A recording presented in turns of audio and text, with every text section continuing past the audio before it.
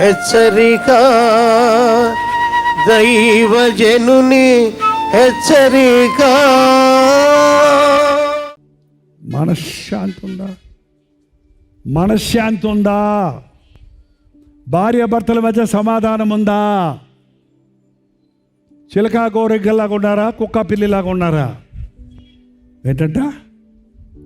కుక్క అది బో ఉంటుంది, మ్యావ్ మ్యావ్ అంటుంది. దాని భాష దీనికి అర్థం కాదు, దీని భాష అంతే. కొంతమంది పురుషులు కొయ్యి కొయ్యమంటారు, కుయ్యి కుయ్యమంటారు అంతే. వీళ్ళ బాధలు ఒకళ్ళొకళ్ళు అర్థం చేసుకోరు, ఒకళ్ళొకళ్ళు క్షమించుకోరు, సరి చేసుకోరు.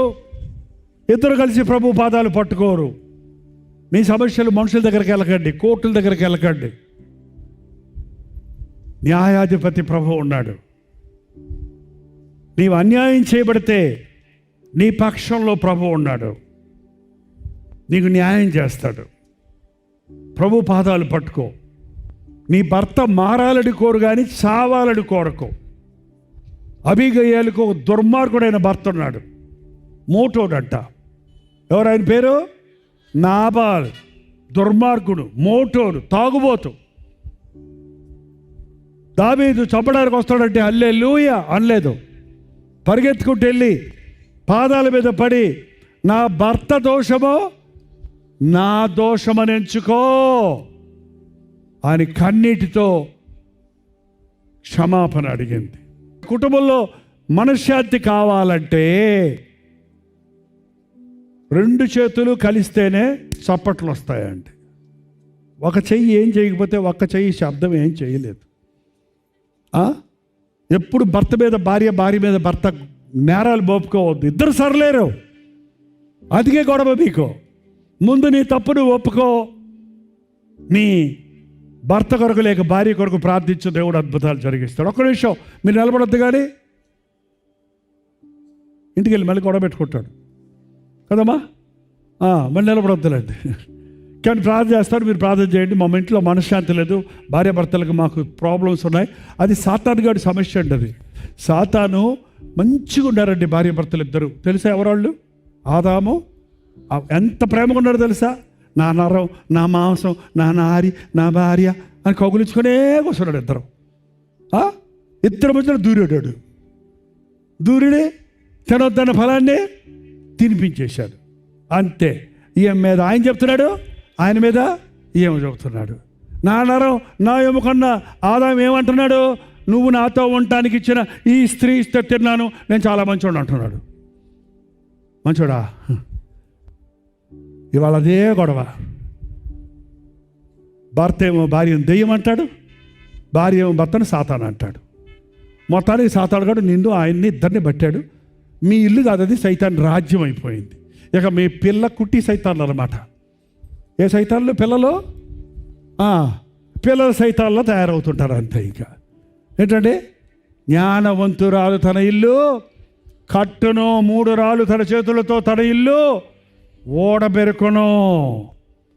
మరి రోజు ఎంతమంది కుటుంబాల్లో కుటుంబ ప్రార్థన జరుగుతుంది?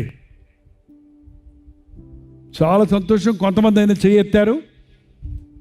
ఈ రోజు నుంచి మీ ఇళ్లల్లో కుటుంబ ప్రార్థన జరిపించుకోండి.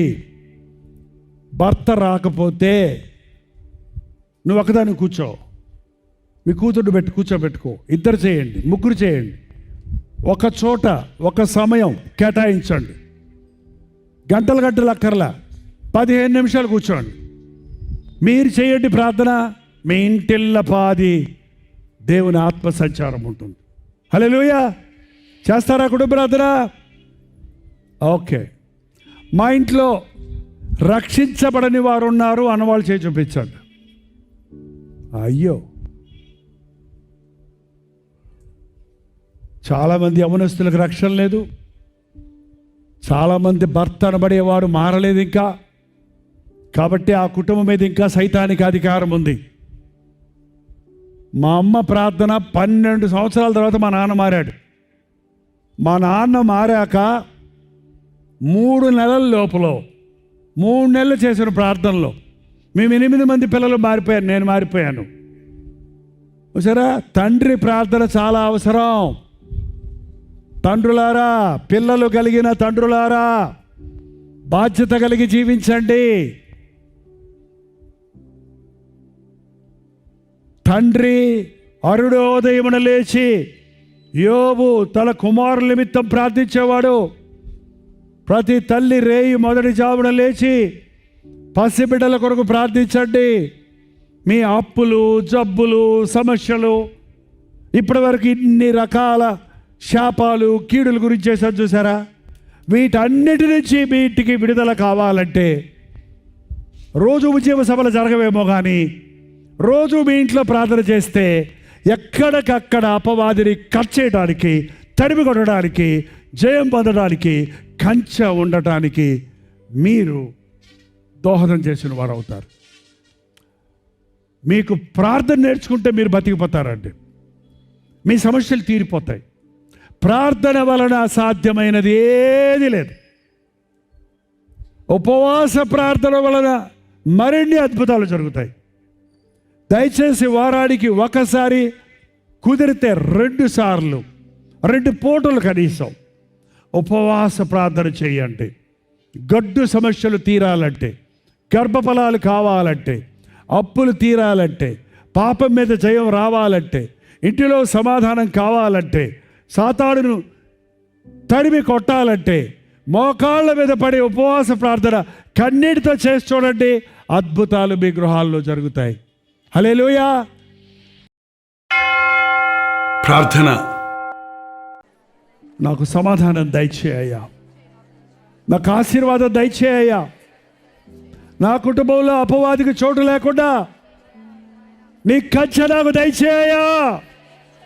ఈ రాత్రి అపవాది బంధకముల నుండి, దురభ్యాసాల నుండి, త్రాగుడు నుండి, వివాహేతర సంబంధాల నుండి, వ్యభిచార కార్యముల నుండి, జారత్వము నుండి నీ బిడ్డలను విడుదల చేస్తున్నాము తండ్రి. పాపము జోలికి పోక పరిశుద్ధులుగా తమ ఘటాలను కాపాడుకొని దేవుని సొత్తైన ప్రజగా పరిశుద్ధులుగా జీవించడానికి మాకు సహాయం చేయము. నీవు పొందిన దెబ్బల ద్వారా ఉన్న స్వస్థత, నీవు కార్చిన రక్తధారలలో ఉన్న శుద్ధీకరణ, నీవు సెలవులో సంపాదించిన విజయమును మేము పొందుకొనుటకు సహాయం చేయము. నా శాంతిని మీకు ఇచ్చి వెళుచున్నాను, లోకం ఇచ్చినట్లు కాదు, నా శాంతినే నీకు ఇచ్చి వెళుతున్నానని ఆనాడు నీవు శిష్యులతో చెప్పినట్లు మన శాంతి లేని ఈ లోకములో, కలవరములతో నిండిన ఈ లోకములో నీవిచ్చు శాంతి సమాధానాలు పొంది నీ సాక్షులుగా మేము బ్రతుకుటకు సహాయం చేయము. నీ వచ్చినప్పుడు ఎత్తబడే వధువు సంఘములో నేను నా ఇంటి వారు ఉందుమని, మేమందరము నీతో యుగ యుగములు తరతరములు ఉందుమని నమ్ముటకు సహాయం చేయము.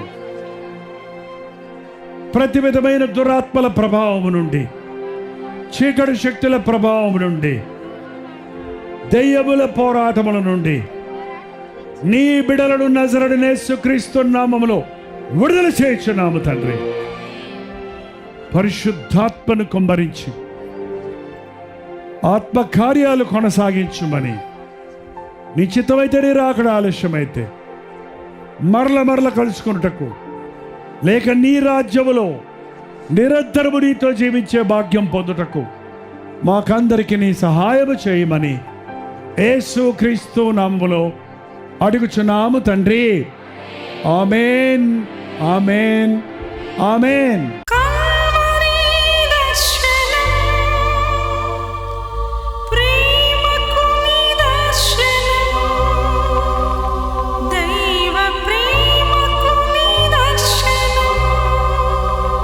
తెలుగు, తమిళ, హిందీ, మలయాళం, బెంగాలీ, ఒరియా అనే 6 భాషల్లో టెలివిజన్ ప్రోగ్రామ్స్ కొనసాగుతూనే ఉన్నాయి.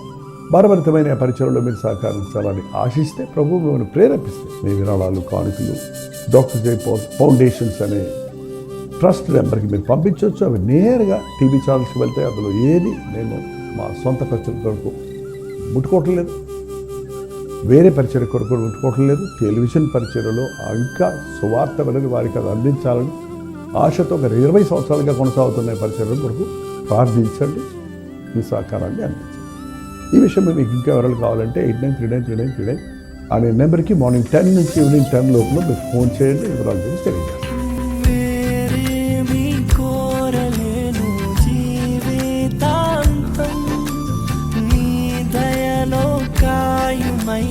బ్రతుకు దినం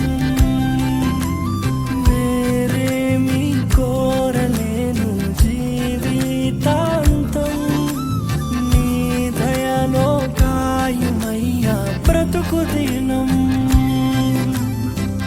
నీలాంటి దైవం ఎవరు విశ్వమున లేనే లేరు, నీలాంటి దైవం ఎవరు విశ్వమున లేనే లేరు, పరమ తండ్రి నీకే వందనా,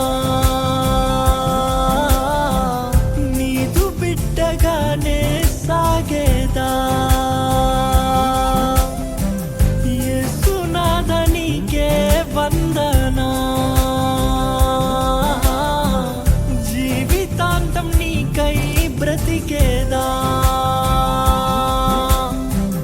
పవిత్రాత్మ నీకే వందనా, నిత్యమునే నీతో నడిచేదా.